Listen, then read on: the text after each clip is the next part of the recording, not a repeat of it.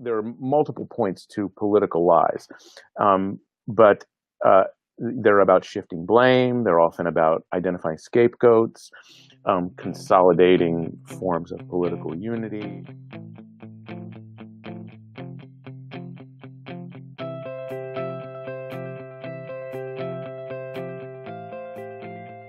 Hi, everyone, and welcome to this episode of the RavenCast. The RavenCast is a product of the Raven Review, an online magazine where we talk about the conflict and violence and rivalry that so often infects our world and our lives and our neighborhoods. And try to do it through the lens of mimetic theory.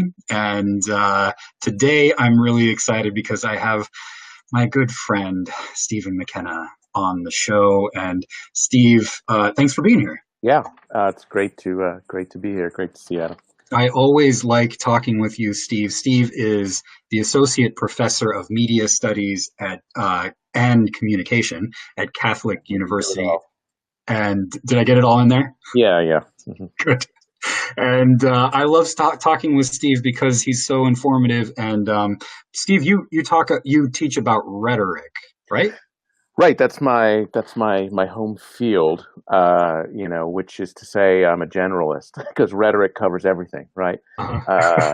So I have some background in classics, and I'm very interested in how the whole field of rhetoric, especially classical rhetoric, was received in the 18th century, and particularly in the Enlightenment.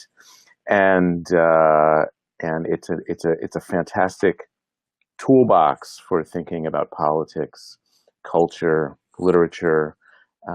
It's never ending, and it allows you to go in a lot of I like to say rhetoric was the first interdisciplinary department. It covers everything. Yeah, that's good. And I'm glad that it covers everything because I wanted to bring you on the show today to talk about politics. Rhetoric has something to do with politics, yes?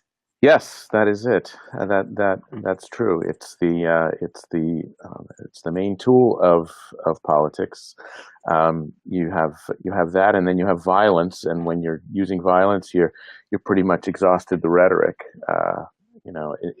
The idea that rhetoric was a replacement for violence goes back to some of the earliest writings we have in the West. Suppositional writings by Cicero and Quintilian about how it is that human beings started trying to persuade one another, and their idea was that it came out of as a kind of replacement for the other option, which was physical force and violence. So that's also how I came to the Gerardian wheelhouse. That's part of my interest in. Well, what does Gerard have to offer to that conversation? What is it about Gerard that's interesting in this?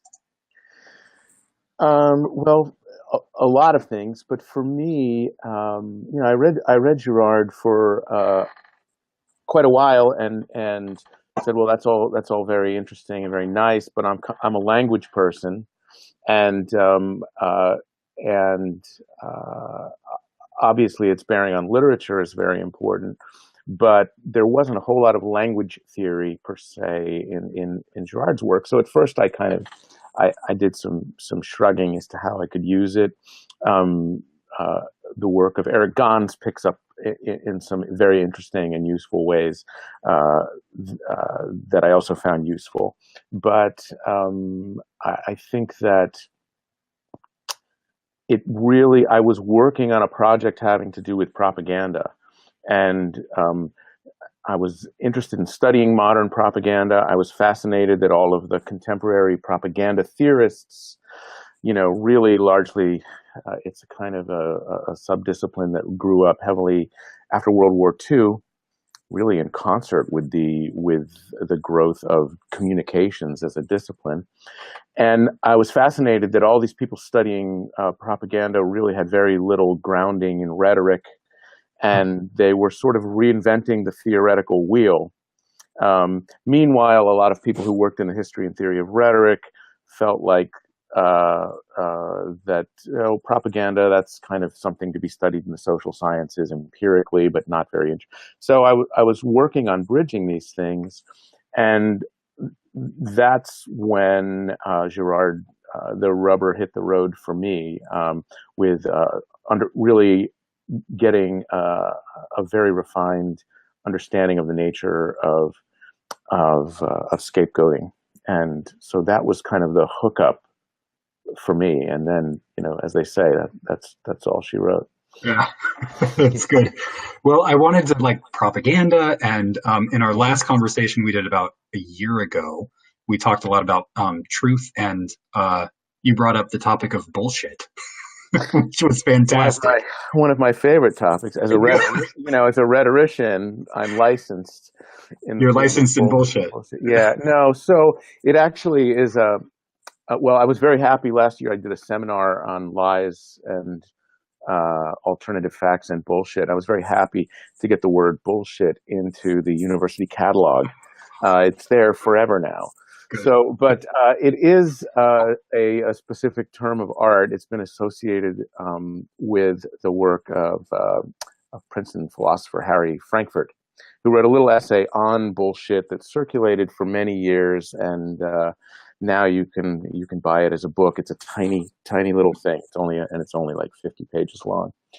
But the essential idea of bullshit is that it is distinct from lying, and the distinction is essentially this: that the liar is somebody who knows the truth, and decides to intentionally produce an alternative thing and call it truth.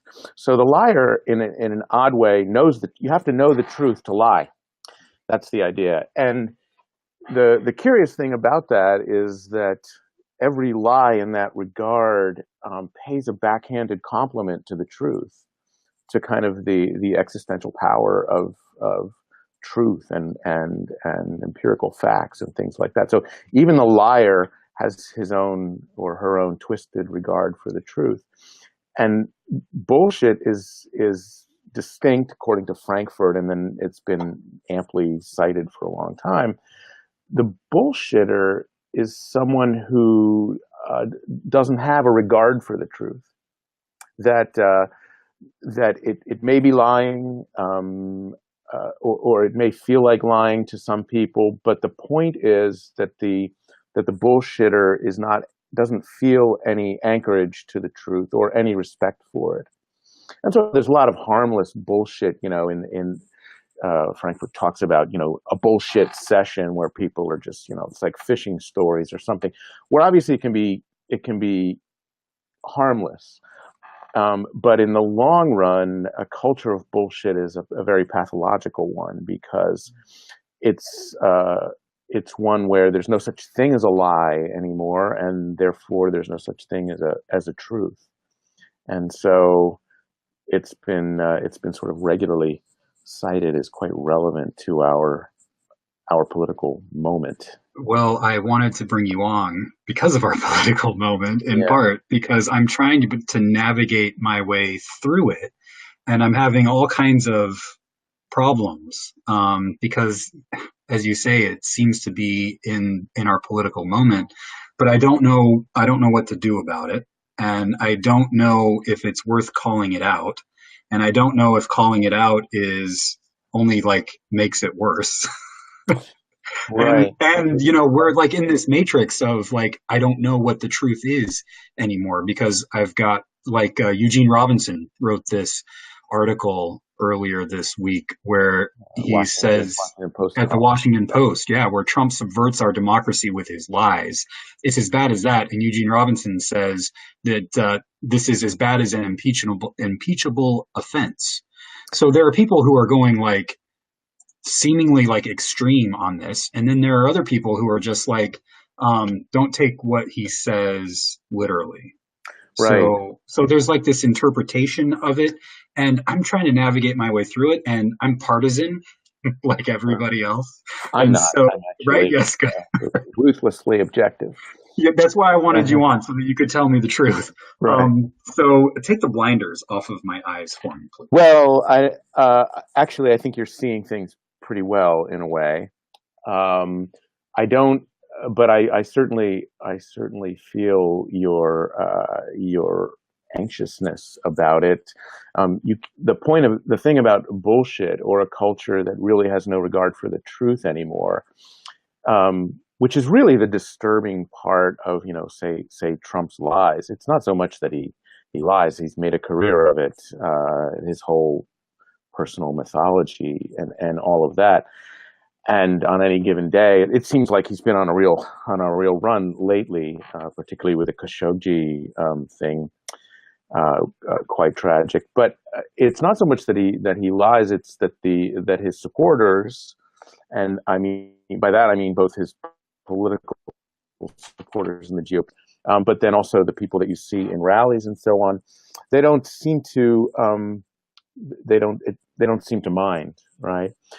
And if you get into so and they may even say that in a peculiar way, they might even think that it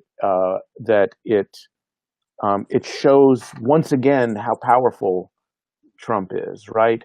That he's brutally honest, and so he calls it like he sees it, an ugly sort of Machiavellian fact. But that's that's all well and good with some people. So the thing about a culture of bullshit like that, with real disregard for the truth, is that you can't navigate it. You can't paddle your canoe through bullshit. There is no navigating it. And I've also pondered that question.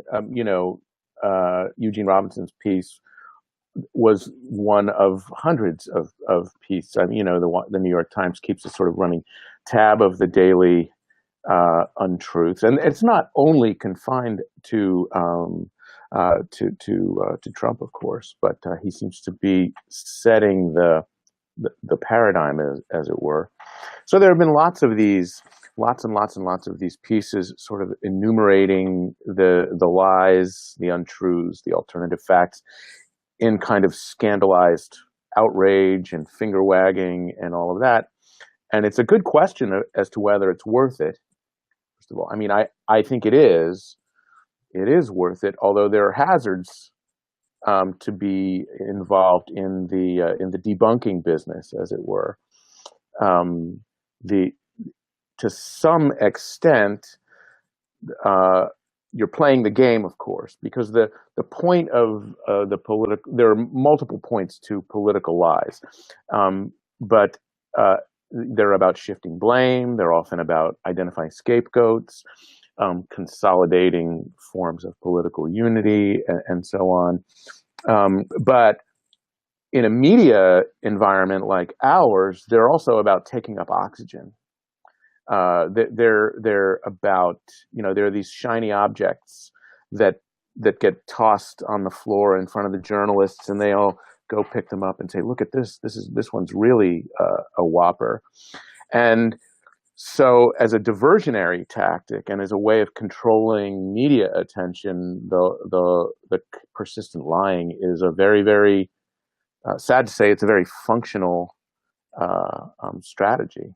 And so, to the extent that you spend your time debunking them one after another, you're playing the game.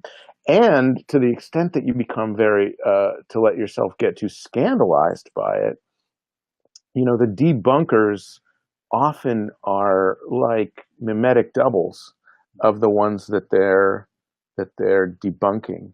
This is a kind of an important theme in conspiracy theory, which I'm teaching about right now. And Chris Fleming and Emma Jane have a wonderful book on it that we mentioned before. I And have it here, do actually. you? Yeah, there Yes, you that's go. right. Modern conspiracy, the importance of being paranoid. That's right, right. It's Yeah.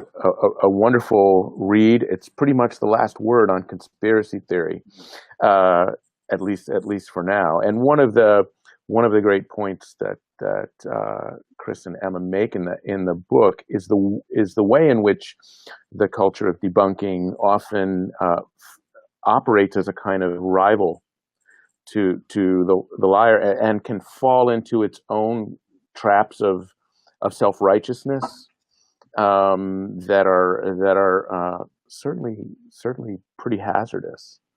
So so I don't, I don't know, I don't know if I can take your blinders off. I think you're right to be disoriented right now. Another interesting thing that comes sort of out of the tangent of, well, it's not really a tangent of conspiracy theory. Conspiracy theories really can thrive in a culture of lying and a culture of bullshit. Um, but one of the sort of explanatory concepts that's been brought up a fair amount, is the idea. It's called agency panic. It's associated originally, I think, with a guy by the name of Timothy Melley, Melley, and there's this sociological concept that's been around for a long time called moral panic, right? And moral panics are these moments when there's some very alarming new thing, and there's a huge amount of cultural attention that becomes focused on it, way out of proportion to the damage. We have our own versions of it now. MS-13 is a great example. It's not that MS-13 is not bad, but they're not coming in my window right now. So Melley takes this idea of agency panic, of moral panic, and he shifts it, and he talks about agency panic. And right now, I think it's a useful term to have around, because I think that's a little bit of what you're feeling. It's the sense that if we don't have, if we can't rely on the truth, if we can't point to facts that will anchor us and orient us so that we can do the political things that we need to do, then it leaves us completely incapacitated in a democracy, especially. So we feel what Melley calls agency panic. This sense of like, I've lost my agency here. I don't have the ability to control my environment. There's no happy narrative I can tell to myself to make sense of day-to-day life in the world. All I can do is sort of watch the news every day, and just my eyes get bigger, and I feel sort of paralyzed. And that is I think something that I've heard from lots of people, from my students, and it's aggravated in a media environment like ours, where there's this fire hose of information coming at you all the time. And so in the absence of, in a sense of debilitated agency, people, at least in Melley's thinking, that's one of the reasons people go to conspiracy theories. A conspiracy theory becomes a kind of what I would call a compensatory epistemology. It becomes well, I can't stand the Clintons, let's say, and Hillary Clinton, and the Clintons have been involved in all of these disappearances of people, but the real explanation is that they're shape-shifting lizards or something like that. So the conspiracy theory becomes this kind of way of re-narratizing the world and reclaiming some kind of agency. Now it's a complete simulacrum of reality, but I think that is really part of the psychology of it, and that certainly seems to be alive in our culture. We heard the president.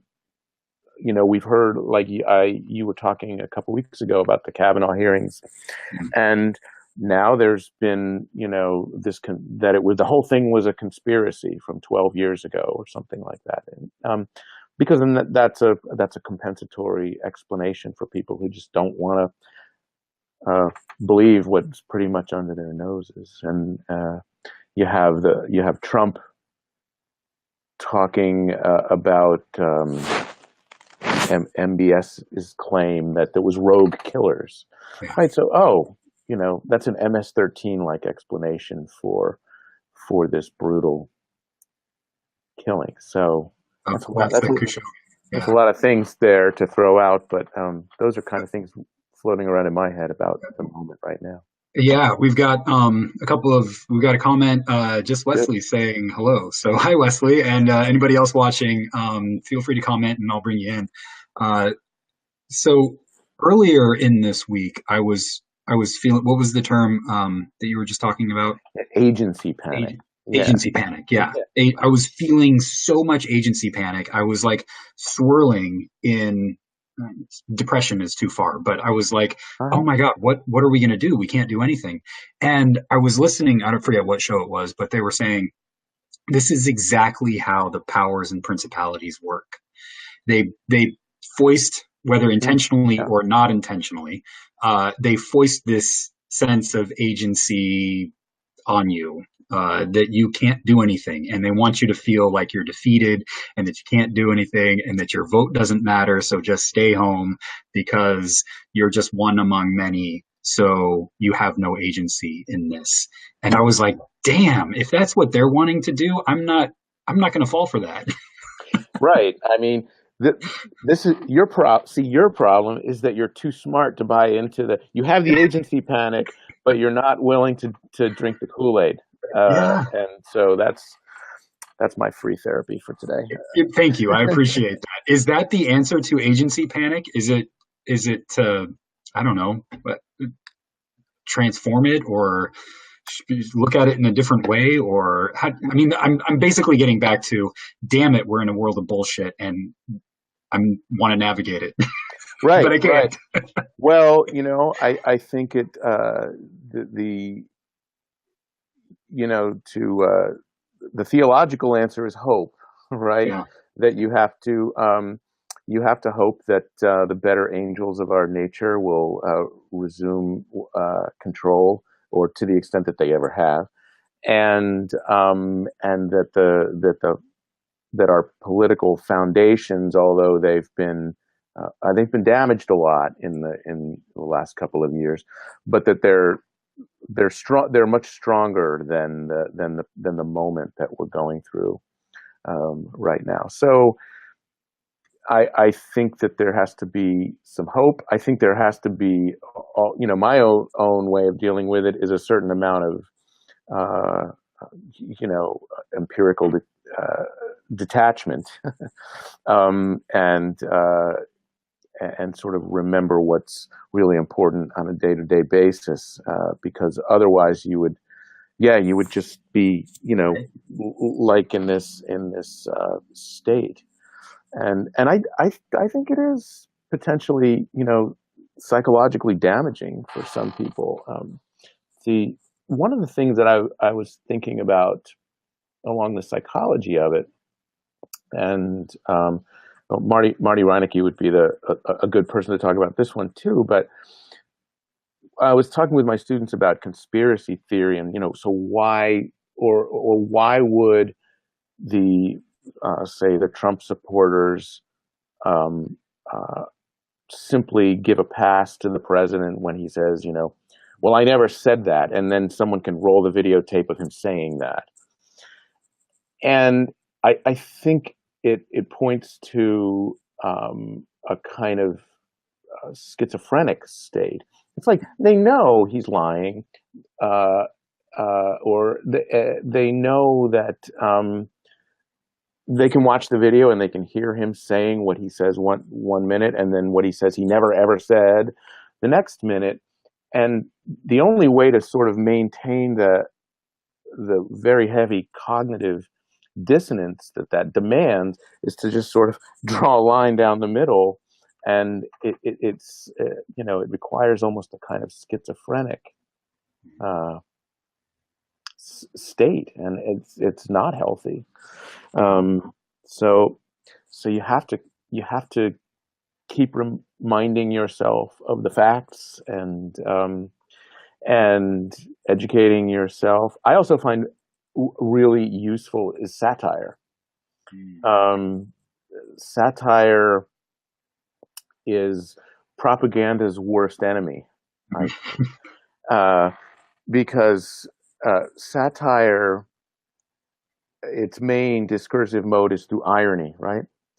So when we watch, the best example was Stephen Colbert when he was Stephen, and we knew when we were watching him that the outrageous things he was saying were the exact opposite of what he meant. And it's very funny, and he's quite a genius.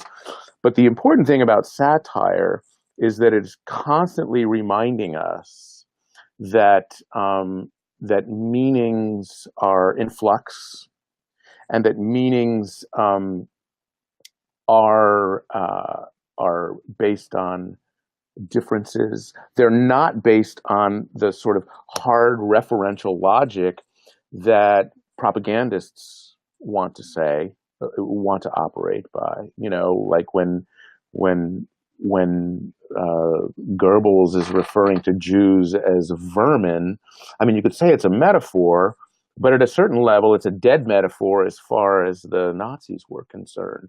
And so sat and this points at the way a lot of propaganda has this kind of earnestness about it. Well, I'm very serious about this. You know, there may be a little joking here and there, but it's like when Trump tells his jokes at his rallies, and everybody laughs, but he's not really joking. He doesn't seem to have a real sense of humor very much. So I find satire very, very reassuring.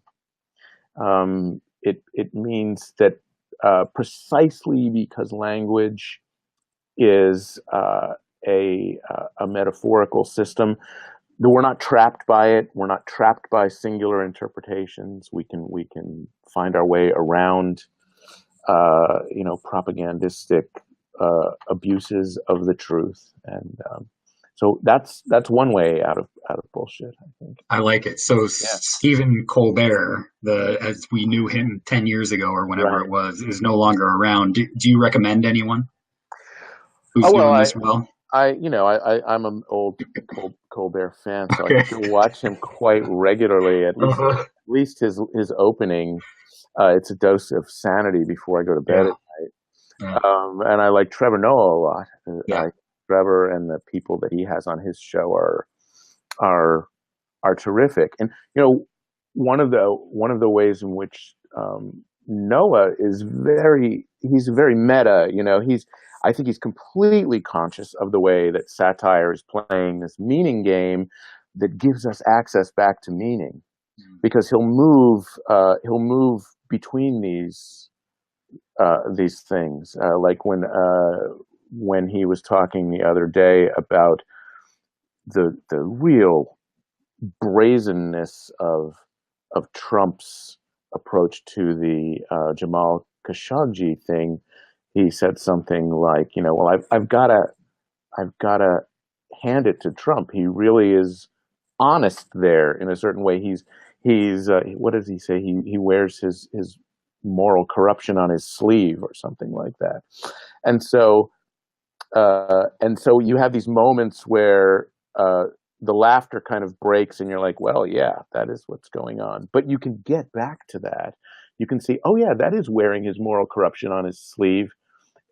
It's not just another passable lie. You get to that though because you've been dosed with some satire and reminded of how meanings really work and how they circulate.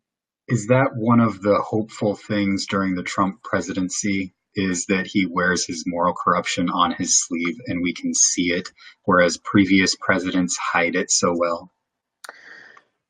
Um, well, I would say there's a false equivalence there between the moral Okay. corruption Thank you. of Yes. all previous presidents. I mean, Uh-huh. I guess you could drag Buchanan in here if you wanted. Um, uh, but um, but I do think that in a backhanded way, um, there is a a kind of service that has been done by Trump, because I'm not.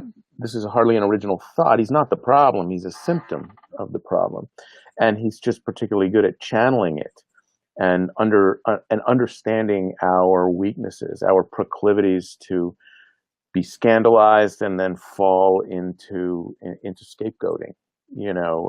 His whole stance on immigrants that really began on day one when he came down that escalator is premised on that.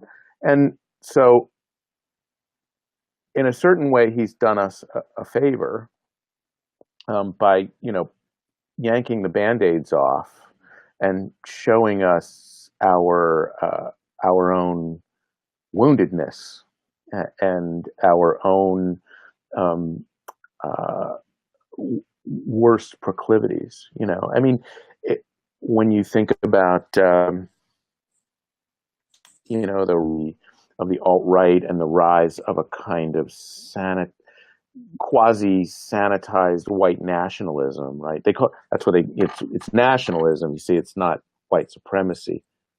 And I remember seeing, we were horrified when we saw what happened at Charlottesville, but I also felt like, well, these guys, these ideas, these thoughts, they were here. It's just that, now that the lights are off, the cockroaches are running out. Well, there's something good about seeing that ugliness out in the open. Have you Yeah, seen that? and Have you in seen my a film? Oh, go ahead. well, I was just going to say in the town, like just right there from me, there have been all kinds of Nazi posters and things going up in Jewish neighborhoods and synagogues, Right. and Portland is not. Portland has some Nazi past and white supremacist Right. stuff, but this is like just the last couple of years. It's just been intensified. So Right. So, it made me think. I recently saw Black Klansman. Have you seen I the haven't film? seen that one. Yeah. No. Oh, we could do a whole show on that Let's one. do it. Very Yeah. interesting, along a lot of thematic lines that we're talking about right now. Yeah. Well, we'll watch it, and we'll Yeah. have another discussion on it. And thank you for bringing in hope. And I needed some of that. So yes, and every time I talk with you, I feel like I'm okay. I'm okay. It's Good. gonna be You are. okay. You are. So it's You will be. yes, I think we all will be. But it also means that we got to roll up our sleeves and we have work to do. You got to vote. yeah, If people get cowed and feel too much agency panic, why even vote? Well, yeah, that's a dangerous mistake too. yep, So I'll be absolutely. voting in the midterms for sure. Me too, my friend. Yeah. Me too. Yeah. So good. Well, thank you so much for being here, Okay. and we'll talk again soon. Yeah. All Okay. right. Great. Take Thanks care. for the chance. Talk soon. Bye. Bye bye.